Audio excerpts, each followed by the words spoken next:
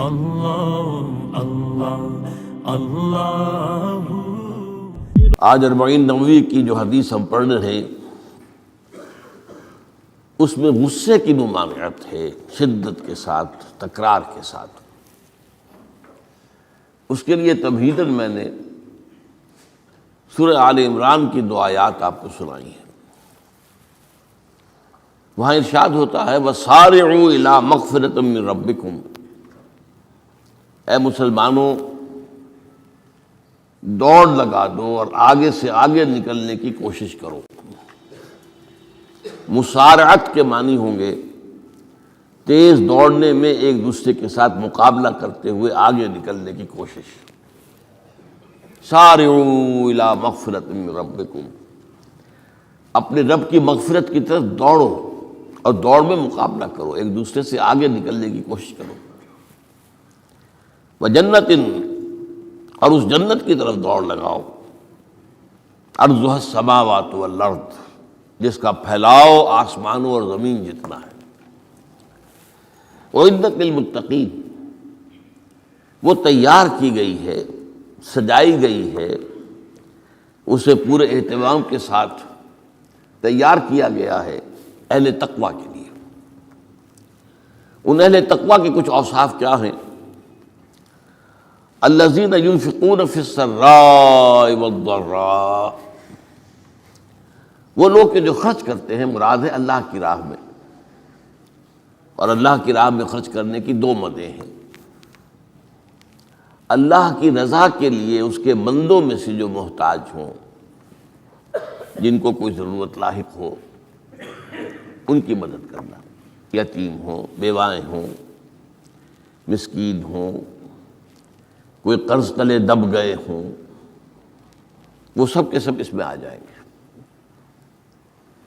لہذا دوسری مد کیا ہے؟ وہ ہے اللہ کے دین کے لیے خرچ کرنا، دین کی تعلیم و تعلم کا کوئی نظام بنانا،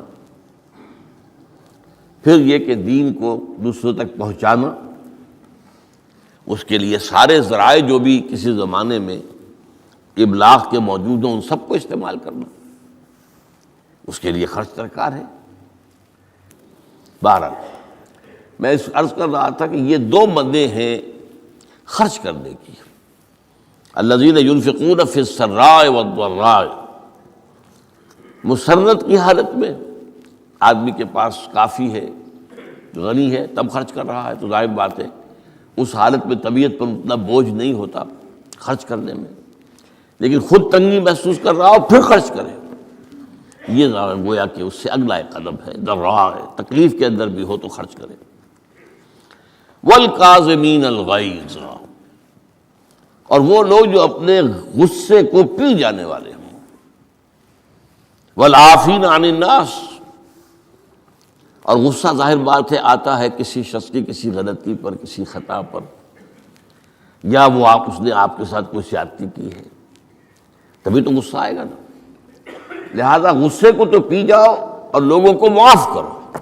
والعافین عن الناس، یہ 2 کام در حقیقت ایک ہی کام کے 2 رخ ہیں، کہ غصہ آیا ہے تو اسے پی جاؤ، اور جس شخص نے بھی تم پر زیادتی کی ہے، تمہارے خیال میں زیادتی کی ہے، ہو سکتا ہے وہ اپنی جگہ پر صحیح ہو، لیکن یہ کہ بہرحال تمہیں غصہ آیا ہے، اس غصے کو پی جاؤ اور اسے معاف کر دو۔ واللہ یحب المحسنین، اور ظاہر بات ہے کہ اللہ تعالیٰ کو تو ایسے محسنین ہی پسند ہے۔ اب یہاں بھی نوٹ کر لیجئے وہی درجہ احسان جو ہم پڑھ چکے ہیں بڑی تفصیل سے، حدیث جبرائیل کے حوالے سے گفتگو شروع ہوئی تھی، بعد میں پھر بھی مختلف مواقع پر گفتگو آتی رہی ہے، اور اگلی حدیث میں پھر آ رہی ہے احسان کسے کہتے ہیں۔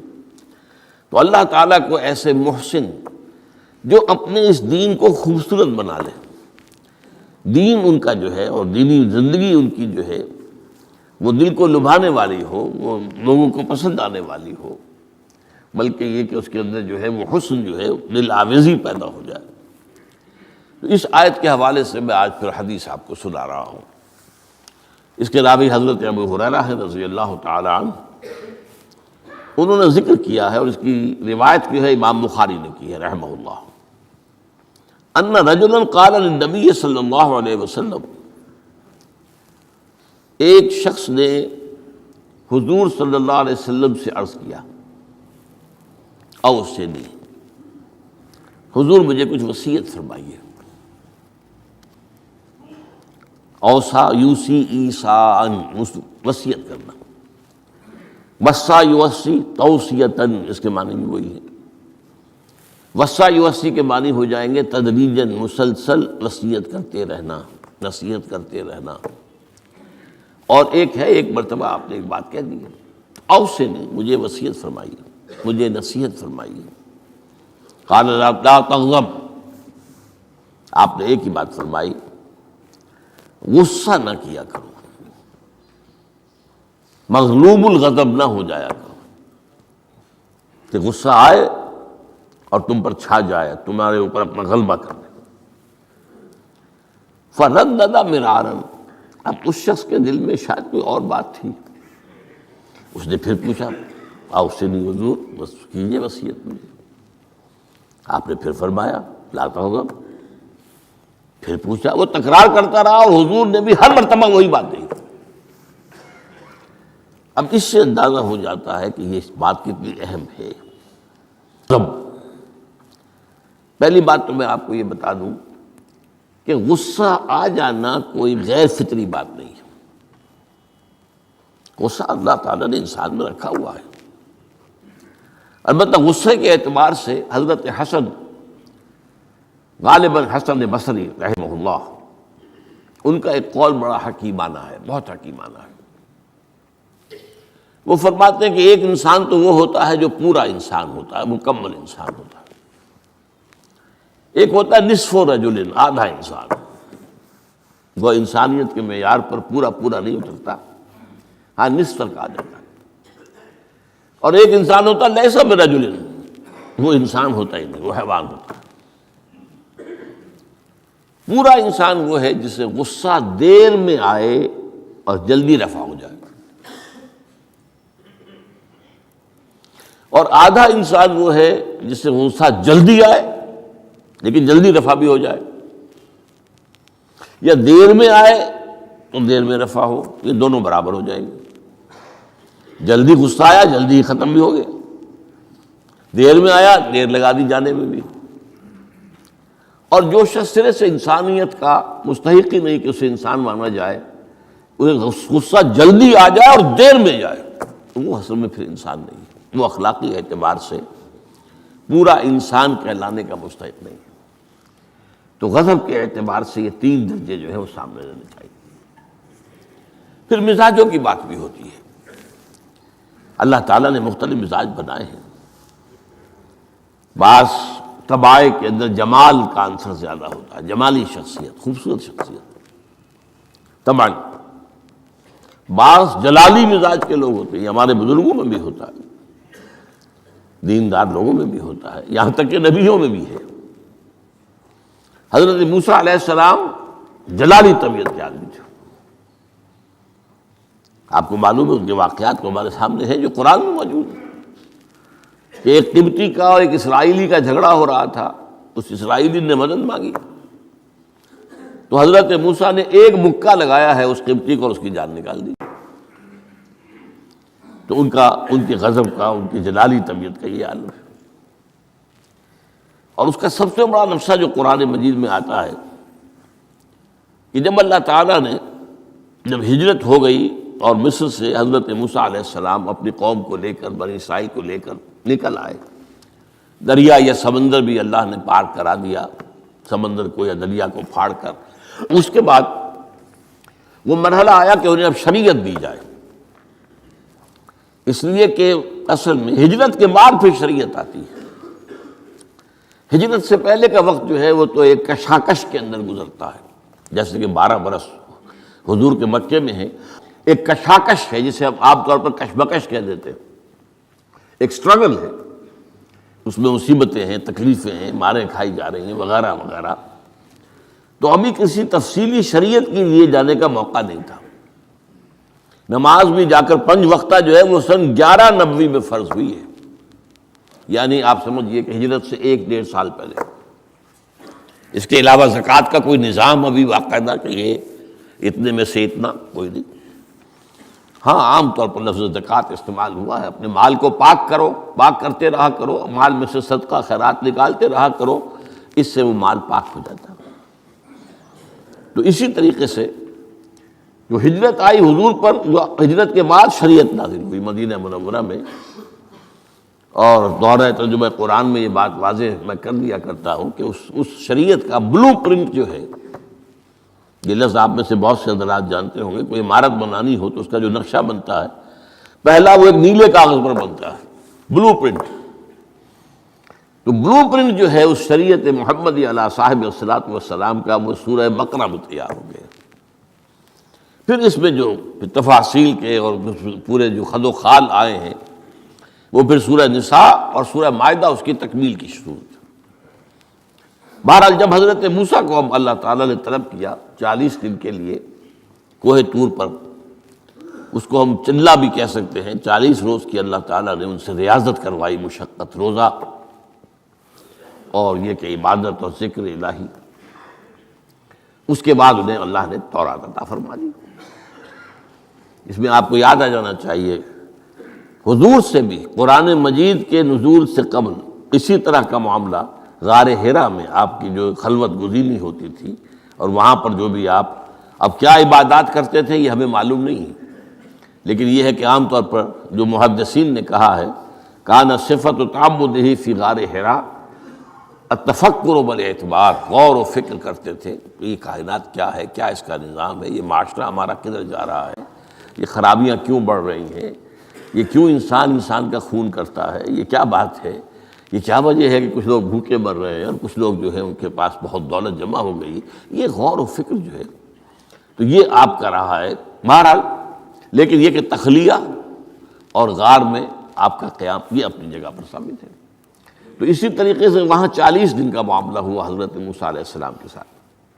اس کے بعد الواح دے دی گئیں، جو پتھر کی تختیاں تھیں ان کے اوپر جو احکام عشرہ ہیں، دی 10 کمانڈمنٹس، جو بنیاد ہیں۔ جیسے میں نے کہا کہ سورہ بقرہ جو ہے شریعت محمدی کی اساس ہے، تو شریعت موسوی کی اساس وہ 10 کمانڈمنٹس ہیں جو کہ پتھر کی سلوں پر لکھی ہوئی دی گئی ہیں حضرت موسیٰ علیہ السلام کو کوہ طور پر۔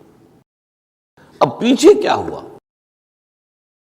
حضرت موسیٰ کی اس غیر حاضری میں سامری کو موقع مل گیا، اس نے گمراہ کرنے کے لیے ایک شعبدہ دکھایا، اور وہ شعبدہ کیا تھا؟ آل فرعون کے جو زیور وغیرہ ہوتے تھے ان لوگوں کے، وہ ان بنی اسرائیل کے لوگوں کے پاس امانت رکھا کرتے تھے، یعنی انہیں بھی اندازہ یہ تھا یہ اسرائیلی جو ہیں یہ بددیانت نہیں ہے، یہ جو ہے اس کے اندر جو ہے وہ نہیں کریں گے کوئی خیانت، خائن نہیں۔ بہرحال چونکہ حضرت ابراہیم کی اولاد تھے، حضرت یعقوب کی اولاد تھے، تو چاہے اور ان میں خرابیاں آ گئی ہوں گی، لیکن یہ کہ یہ اندازہ انہیں تھا کہ یہ امین لوگ ہوتے ہیں، تو ان کے پاس امانت رکھی ہوئی تھی۔ جب وہ نکلے وہاں سے وہ ساری چیزیں بھی ساتھ لے کر آ گئے۔ اس کو کہا اس نے سامری نے کہ یہ پھینک دو، یہ تو نجس ہے، تمہارے لیے جائز نہیں۔ اس حد تک تو بات ٹھیک ہوئی۔ پھر ان کو پگھلا کر اور ایک بچھڑے کی شکل بنا لی، اور اس کے اندر ایسا کچھ میکینزم رکھا کہ اس میں سے ہوا گزرتی تھی، اندر سے کھوکھلا تھا، تو آواز ایسی آتی تھی جیسے کہ بچڑا ڈکرا رہا ہو۔ انہوں نے کہا یہ ہے تمہارا خدا۔ یہ موسیٰ کو تو مغالطہ لگا ہے، کس غلطی فہمی کے اندر وہ پڑ گئے ہیں، کہاں گئے ہیں، کس خدا کے پاس گئے ہیں، یہ خدا تو یہ ہے تمہارا خدا، اسے پوجو۔ بہرحال وہاں کچھ لوگ جو ہے کافی بڑی تعداد میں لوگوں نے پرستی شروع کر دی۔ اب جب اللہ نے بتایا اے موسیٰ تمہاری قوم پیچھے فتنے میں پڑ چکی ہے، اور اس کی بھی ایک عجیب بات ہے، اس بتائی دوں آپ کو کہ حضرت موسیٰ کے لیے جو اللہ نے وقت معین کیا تھا کوہ طور پر آنے کا، آپ اس وقت مقرر سے پہلے پہنچ گئے۔ شوق اللہ نے ایکسپلینیشن کال کی، یہ سورہ طٰہٰ میں موجود ہے۔ ما اعجلک عن قومک یا موسیٰ، موسیٰ یہ تم اپنی قوم کو چھوڑ کر جلدی کیوں آ گئے؟ ابھی تو وہ وقت معین نہیں آیا، کیوں آ گئے؟ اب حضرت موسیٰ تعجب سے کہتے ہیں کہ مجھے تو شاباش ملنی چاہیے تھی کہ تو میرا شوق دیکھ، میرا اشتیاق دیکھ، اور الٹی جو ہے ایکسپلینیشن کال کرنی پڑ رہی ہے۔ قال عجلت الیک ربی لترضی، پروردگار میں تو جلدی کر کے آیا اس لیے تو راضی ہو جائے کہ تیرے طلب کرنے پر میں وقت معین سے بھی پہلے پہنچ گیا ہوں۔ فرمایا نہیں، یہ اجرت جو ہے یہ ایسی خطا ہے تمہاری کہ تم نے در حقیقت جو یہ غلطی کی ہے اس کی وجہ سے سامری کو موقع مل گیا ہے کہ اس نے تمہاری قوم کو اضل لہم السامری، سامری نے گمراہ کر دیا۔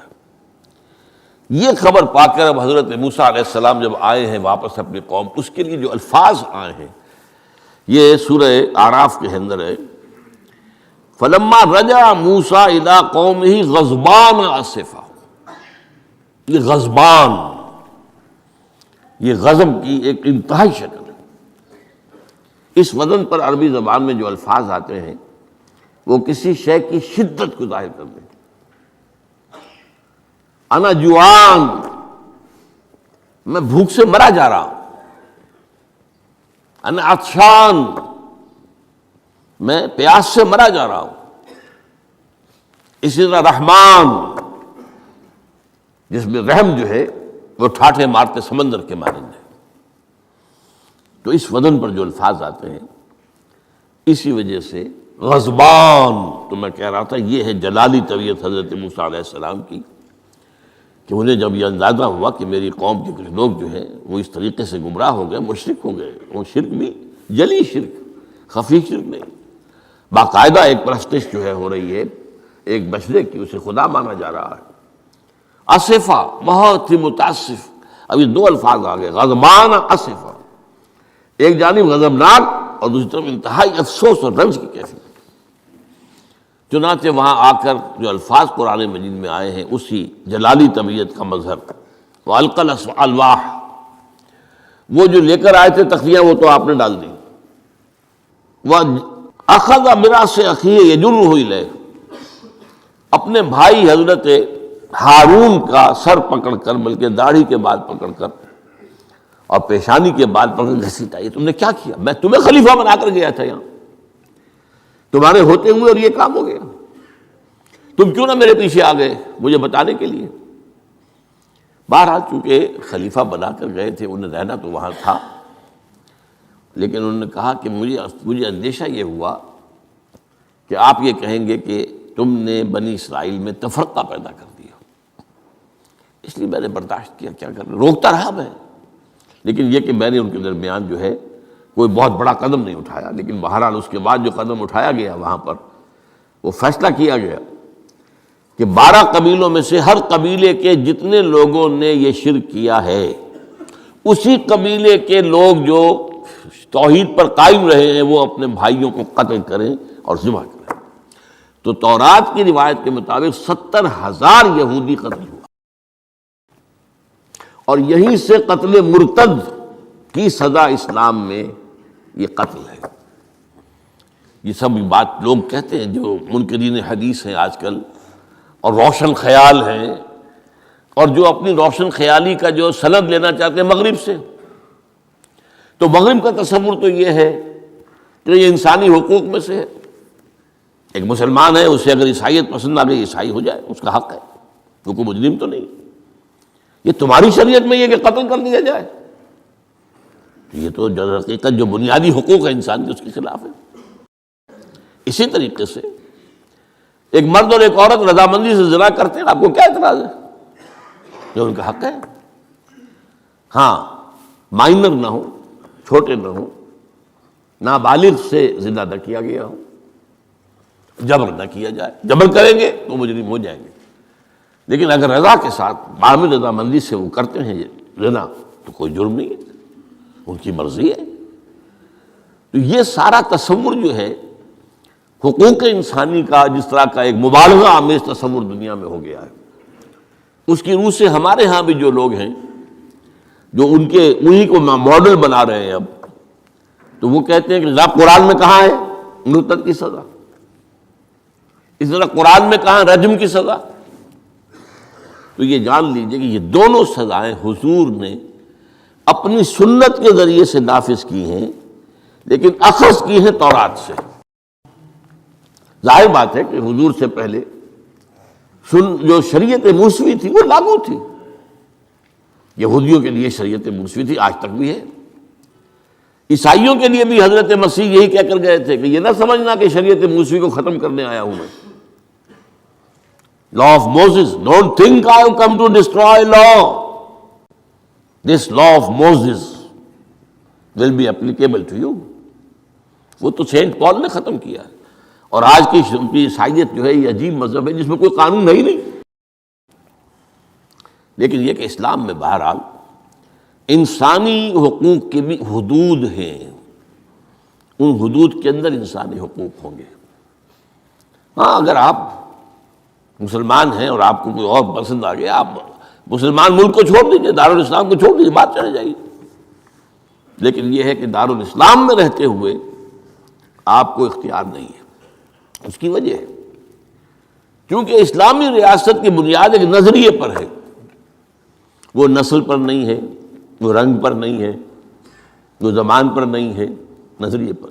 نظریے کو کمزور کر دینے والی شے یہ ہے کہ لوگ سازش کر کے ایک وقت میں ایمان لائیں اور پھر مرتد ہو جائیں تاکہ اسلام کی ہوا اکھڑ جائے. اور اس کا معاملہ سورہ آل عمران ہی کے اندر موجود ہے کہ وقالت طائفۃ من اہل الکتاب آمنوا بالذی انزل علی الذین آمنوا وجہ النہار واکفروا آخرہ لعلہم یرجعون. دیکھو بھائی یہ جو بڑی دھاک بیٹھ گئی ہے اسلام کی اور ایمان کی. جو شخص ایمان لے آتا ہے چاہے اسے انگاروں پر ڈال دیا جائے وہ ایمان کو نہیں چھوڑتا. تو یہ ایک ساکھ ہو گئی، تو ایک گڈ ول ہے ایمان کی، ایک ساکھ. جو چاہو کر لو اس کو قتل کر دیا. ابو جہل نے حضرت سمیہ اور حضرت یاسر رضی اللہ تعالیٰ عنہما دونوں کو قتل کر دیا. انہوں نے کلمہ کفر زبان سے نکالنا پسند نہیں کیا، حالانکہ اجازت ہے جان بچانے کے لیے. ایمان دل میں قائم رہے، زبان سے کلمہ کفر کہہ دیا جائے صرف جان بچانے کے لیے جائز ہے، اجازت ہے. چنانچہ حضرت سمیہ اور حضرت یاسر کے بیٹے عمار نے جان بچانے کے لیے کلمہ کفر کہا اور پھر ان پر شدید پشیمانی طاری ہوئی. لیکن حضور نے انہیں اطمینان دلایا کہ نہیں، اس کی بھی اجازت ہے.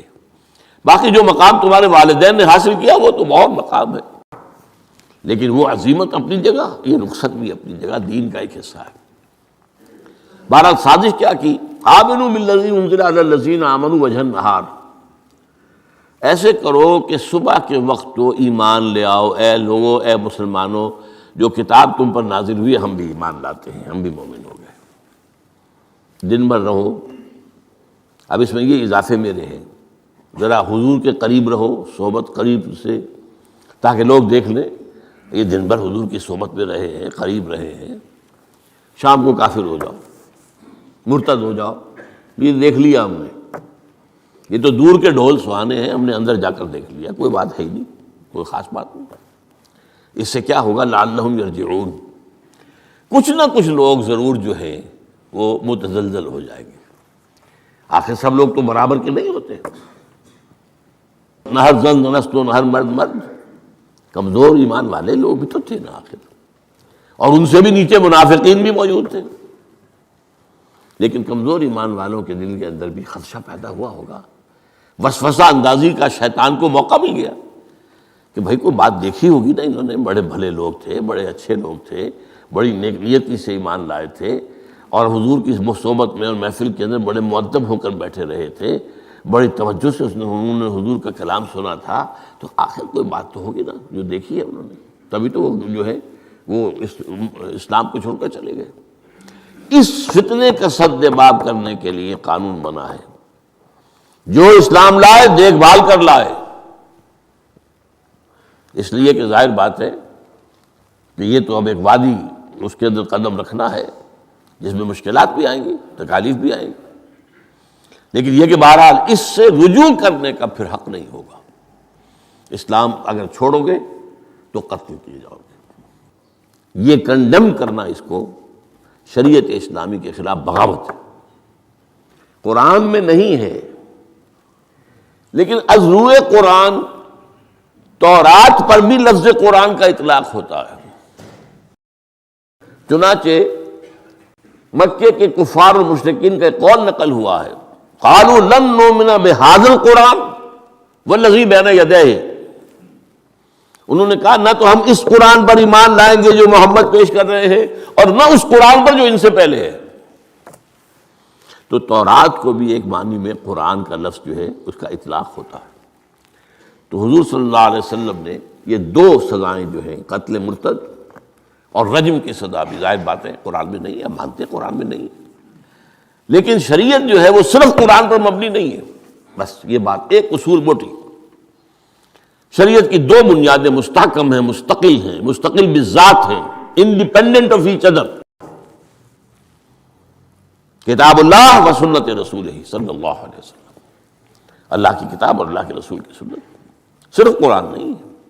یہ اہل قرآن جو بھی کہلاتے ہوں، جن کو منکرین حدیث کہنا چاہیے، جو یہ قرآن مجید کو ہی سمجھتے ہیں کہ بس یہی بہت کافی ہے، اس کی پھر تعبیریں جو کرتے ہیں، ان میں سے دو آدمی بھی نماز پر متفق نہیں۔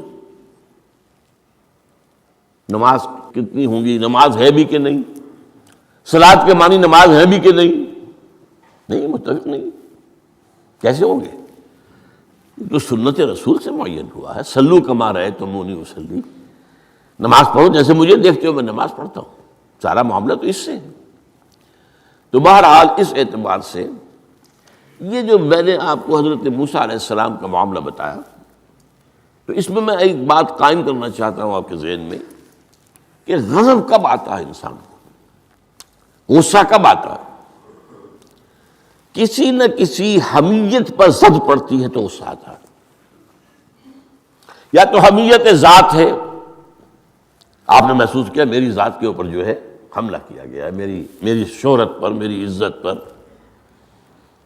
لہذا غصہ آئے، یا یہ کہ میرے خاندان پر کوئی حرف لایا گیا ہے، بے حرمتی کی گئی ہے، یا میری قوم اور وطن پر، اور یا اللہ کے دین پر، تو اس میں حمیت دینی پر غصہ آنا یہ ظاہر بات ہے کہ مستثنیٰ ہو جائے گا ان غصوں سے جو حمیت ذاتی پر آیا ہے، یا حمیت عائلی پر آیا ہے، یا حمیت قومی و وطنی پر آیا ہے۔ لیکن یہ کہ اللہ کے دین کے معاملے میں غضبناک ہو جانا، اس میں ظاہر بات ہے کہ فرق پڑ جائے گا بنیادی طور پر۔ تو حضرت موسیٰ کا غصہ جو آیا ہے وہ اس پر آیا ہے کہ میری قوم، یہ وہ لوگ جنہوں نے 9 جو ہے معجزے وہ تو مصر کے اندر رہتے ہوئے دیکھے، وَلَقَدْ آتَيْنَا مُوسَىٰ 9 آیات بینات، سورہ بنی اسرائیل میں ہے، 9 معجزے، شروع میں 2 تھے پھر آتے چلے گئے، اور پھر اتنے بڑے بڑے معجزے دیکھے۔ سب سے بڑا معجزہ سمندر کا پھٹ جانا، اور اسی صحرائے سینا کے اندر اس پڑاؤ جو ڈالا ہے کوہ طور پر، اس سے پہلے من و سلویٰ کا نزول ہوا ہوگا، ایک چٹان سے 12 جو ہے چشمے بھی پھوٹے ہیں، یہ سب کچھ دیکھا، تب حال یہ ہے اس کا۔ تو اس پر غصے کا آنا، غضبناک ہو جانا، یہ گویا کہ بالکل معقول ہے، قرین قیاس ہے۔ اس میں بھی ایک اور مثال ہے اللہ کے رسولوں میں سے، انہیں بھی حمیت دینی پر غضبناک ہوئے اور انہیں غصہ آیا شدید، تو حضرت یونس علیہ السلام تھے۔ وَظَنُّونَ إِذْ ذَهَبَ مُغَاضِبًا وَظَنَّ أَن لَّن نَّقْدِرَ عَلَيْهِ، نینوا ایک شہر ہوتا تھا عراق کے شمال کے اندر، وہاں یہ بھیجے گئے تھے رسول بنا کر، انہوں نے دعوت دی، جو بھی تلقین، نصیحت، تبلیغ، حق ادا کر دیا، قوم ایمان نہیں لائی، کفر پر اڑی رہی۔ اس کے بعد یہ غضبناک ہو کر، اب یہ غضب جو ہے یہ دین کا غضب ہے، اپنی قوم کو چھوڑ کر چل دیے، لیکن یہاں ایک خطا ہو گئی ان سے۔ حضرت موسیٰ سے خطا کیا ہوئی تھی کہ وقت معین سے پہلے پہنچ گئے، فَإِنَّا قَدْ فَتَنَّا قَوْمَكَ مِن بَعْدِكَ، اس کی سزا مل گئی۔ یہاں غلطی کیا ہوئی کہ رسول جو قوم کی طرف بھیج دیا جائے، جس قوم کی طرف یا جس شہر کی طرف یا جس علاقے کی طرف، جب تک ایکسپریس پرمیشن اللہ کی نہ آ جائے، رسول جگہ چھوڑ کر نہیں جا سکتا۔ یہاں یہ ہے کہ وہ اتنے غضبناک ہو گئے کہ یہ بات جو ہے یہ ذہن کے سامنے نہ رہی اور آپ اپنی قوم سے ناراض ہو کر یہ بدبخت قوم جو ہے اب یہ تو ہلاک ہو کر ہی رہے گی، تو یہ چھوڑ کر چلے گئے، یہ غلطی ہوئی۔ چنانچہ آپ کو یاد بھی آ گیا ہوگا کہ جب ہجرت مدینہ کی اجازت آ گئی ہے اللہ کی طرف سے عام صحابہ کے لیے، تو آپ نے کہہ دیا چلے جاؤ مدینے جاؤ، آپ خود نہیں گئے جب تک کہ ایکسپریس پرمیشن، واضح طور پر معین طور پر آپ کے لیے اجازت نہیں آ گئی، اس وقت تک آپ نے مکے سے سفر نہیں کیا۔ حضرت یہ واقعہ سیرت کا مشہور واقعہ ہے، حضرت ابوبکر صدیق رضی اللہ تعالیٰ عنہ نے 2 اونٹنیاں تیار کی تھی کہ لمبا سفر ہے اور تیز جانا ہوگا، ہم جب جائیں گے تو ظاہر بات ہے پیچھا کیا جائے گا، تعاقب ہوگا، تو اچھی فربا اونٹنیاں ہوں، تو انہیں خوب کھلا پلا کر تیار کیا تھا اور حضور کو بتایا نہیں تھا۔ اب منتظر تھے حضور کیا اجازت آ گئی؟ نہیں ابھی نہیں آئی۔ پھر پوچھا اجازت آئی؟ حضور نہیں آئی۔ اب حضرت عائشہ فرماتی ہیں اور نکاح میں آ چکی تھی حضور کے، لیکن تھی ظاہر بات ہے کہ 6 سال کی عمر میں نکاح ہو گیا تھا، 9 سال کی عمر میں وداعی ہوئی ہے بعد میں مدینے میں جا کے۔ تو ان کی روایت ہے کہ ہم نے دیکھا کہ دوپہر کے وقت حضور چلے آ رہے، تشریف لا رہے۔ اب یہ بات بڑی غیر معمولی تھی، عرب میں یہ جو وقت ہے قیلولے کا، ظہر اور عصر کے درمیان، اس میں بازار بھی بند ہو جاتے ہیں، آفیسز بند ہو جاتے ہیں، اور یہ کہ کسی کے گھر آنا جانا، اللہ یہ کہ آپ کو کھانے پر بلایا ہو دوپہر کے بعد دوسری ہے، ایک آنا جانا نہیں ہوتا، وزٹ نہیں ہوتی۔ تو بڑے حیران ہوئے ہم، تو حضور نے اپنا ذرا چہرہ وغیرہ چھپایا ہوا بھی ہے اپنے رومال میں، تشریف لائے اور آ کر کہا کہ میں اندر آنا چاہتا ہوں۔ حضرت ابو تشریف لائیے، یہ تو آپ کی، اب ظاہر بات ہے حضرت عائشہ سے نکاح تو ہو چکا تھا، وہ تو اب محرم تھی، یہاں کوئی نامحرم نہیں ہے، آپ آئیے۔ آ کر آپ نے کہا کہ ابو بکر اجازت آ گئی ہے۔ اب حضرت ابو بکر کی خوشی کا ٹھکانہ نہیں تھا، دل میں سوچتے تھے کہ اب مجھے شاباش ملے گی۔ عرض کیا حضور میں نے 2 اونٹنیاں تیار کر رکھی ہیں، خوب کھلا پلا کر فربا کیا ہے، تیار کیا ہے۔ حضور نے تھوڑا سا توقف فرمایا، اچھا میں 1 اونٹنی میں استعمال کروں گا لیکن میں اس کی قیمت ادا کروں گا۔ حضرت ابوبکر رو پڑے کہ حضور کیا مجھ سے بھی مغایرت ہے؟ میں نے اپنے جان و مال میں سے کون سی چیز آپ سے بچا کر رکھی؟ سارا مال آپ پر خرچ کر چکا ہوں۔ آپ نے اشارہ کیا حضرت عائشہ کے بارے میں، تو ایک مرتبہ پوچھا ہے کہ وہ تو آپ کی بھتیجی ہے، کیسے آپ کے کا نکاح ہوگا؟ کہ وہ دینی معاملہ ہوتا ہے، تم میرے دینی بھائی ہو، یہ کوئی سلبی بھائی تو نہیں ہو۔ بس اتنا کہنے کی دیر تھی، بیٹی پیش کر دی۔ تو میں نے اپنی کون سی چیز کو آپ سے بچا کر رکھا؟ یہ ان کے الفاظ نہیں ہے، یہ میں ان کے جذبات کی تعبیر اپنے الفاظ میں کر رہا ہوں، لیکن یہ واقعہ میں آتا ہے کہ رو پڑے۔ تو بہرحال یہ جب تک ایکسپریس پرمیشن نہیں آتی اس وقت تک رسول نہیں جا سکتا۔ حضرت یونس چھوڑ کر چل دیے، وَظَنُّونِ الذَّهَبَ مُغَاضِبًا، مغاضب وہی غضبناک، تو اس کو اللہ تعالیٰ نے پکڑا، اس لیے کہ یہ غلطی ایسی تھی کہ جس کے اوپر پکڑ ہونی۔ یہ تو کار رسالت کے اندر جو اس کی شرائط ہیں ان میں سے ایک شرط کے اندر کمی ہوئی ہے، لہذا پھر وہ آپ کو معلوم ہے کہ وہ مچھلی کے پیٹ میں گئے اور وہاں انہوں نے جو ہے لا الہ الا انت سبحانک انی کنت من الظالمین، تو آپ نے جو بھی وہ استغفار کیا ہے اللہ سے، پھر اللہ نے معاف کیا۔ پھر اس مچھلی نے، ویل مچھلی کوئی ہوگی جو شط العرب میں معلوم ہوتا ہے، شط العرب میں اس نے نگلا ہے، اور شط العرب یہ دونوں دریا جو ہیں فرات اور دجلہ جب عراق کے جنوب میں آ کر ایک ہو جاتے ہیں تو وہ تو گویا کہ ایک بڑا سا چھوٹا سا سمندر بن جاتا ہے، اتنا بڑا وہ شط العرب کہلاتا ہے۔ اس سے ہو کر پھر گلف میں آئے، اور گلف سے ہو کر کہیں مکران کے ساحل پر آ کر اگلا ہے اللہ کے حکم سے اس مچھلی نے حضرت علیہ السلام کو۔